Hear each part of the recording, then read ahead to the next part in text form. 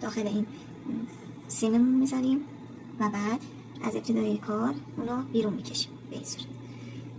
وقتی که بیرون کشیدیم نخمون از داخل سیممون بیرون میاریم. گفتیم که ابتدای این سوزن یک شیاری داره که داخل این شیار یه سوراخ هست.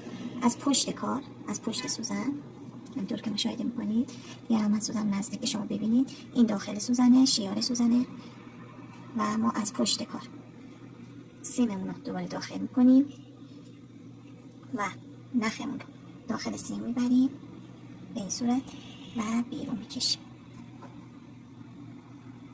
این هم نخ کردن سوزن جیشه آوردن. ما برای همه سوزن های 5 دوزی از این روش استفاده میکنیم.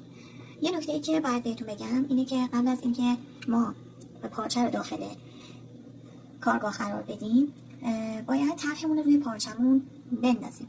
حالا چجوری طرحمون رو میندازیم؟ ما هر طرحی که میخوایم رو چاپ میکنیم. من یعنی خودم به این صورت کار میکنم که طرحایی که میخوام چاپ میزنم. بعد از اینکه چاپ کردم طرح رو روی یک شیشه‌ای که پشتش نور باشه میذارم و پارچه رو روی اون قرار میدم و طرحمو به وسیله خودکار حرارتی روی پارچه‌مون انتقال میدم.